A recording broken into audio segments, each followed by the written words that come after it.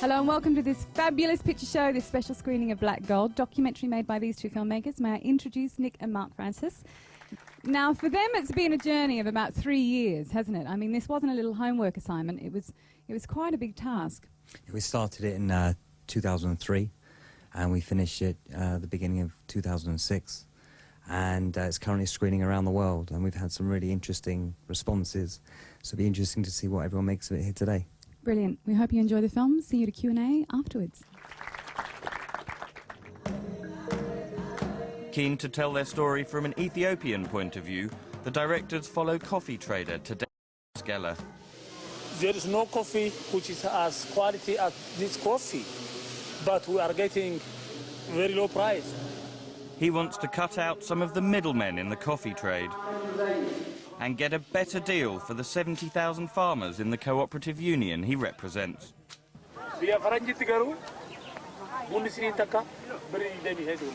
Black Gold contrasts their lives with the global coffee market. Coffee is the second most actively traded commodity in the world market. It looks at the new globalized coffee culture.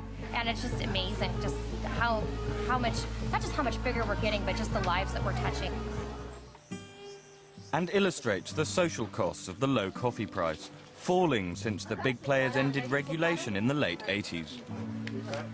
But the film also shows the limits of the fair trade movement, which pays these farmers above the world, but not by much.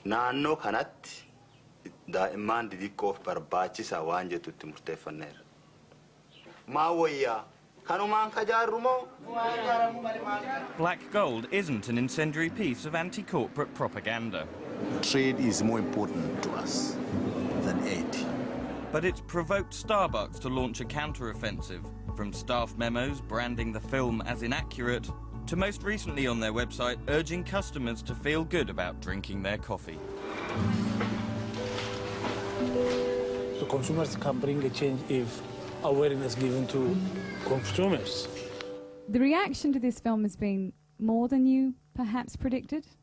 The reaction has been quite overwhelming. I mean, it turns out that we've rustled a few feathers, and that had began really in Sundance when Starbucks were turning up to the screenings, sending out press releases and trying to preempt what they considered could be a negative PR impression of what Starbucks is like. Because we did try for 6 months to get Starbucks to be interviewed in the film, but they declined.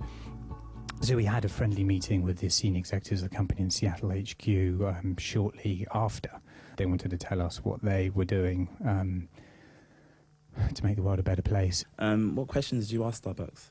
Fundamentally, how much they pay their coffee growers, and is it more than the next company? And that's the question that time and again, not just Starbucks, but Nestle and all the rest of them who we've asked these questions of refuse to answer. Are not the farmers better off for having Starbucks in the world? That's actually creating demand for a product. Do you work for Starbucks? No, I don't. I think your point's absolutely right. At our premiere in London, the Ethiopian ambassador came along and he said, you know, multinational companies are part of the problem, but they also be part of the solution.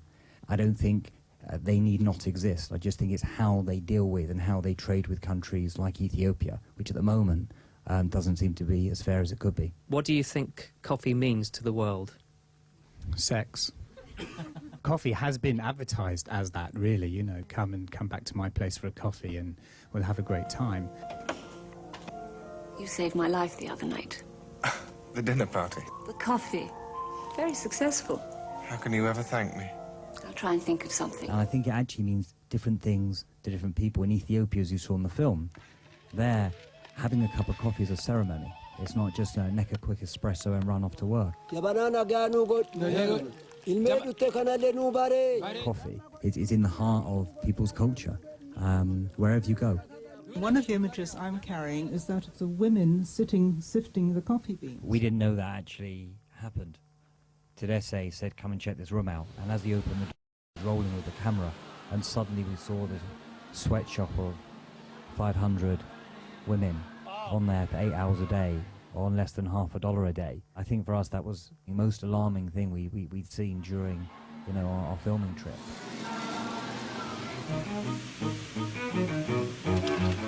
That music wasn't background music, it was integral, it was, the foreground was there. You know, most people are going to see the film on a big screen. We wanted them to have an experience when they see the film. We were very concerned that it wasn't going to have a stereotypical African sound, but try and make a film much like the narrative that roots the experience into our consumer lifestyle, and for somehow to try and create a score that reflected that. For the person who goes to the film and walks out of the film and thinks, what am I going to do about this? How would you like to connect them to the solution?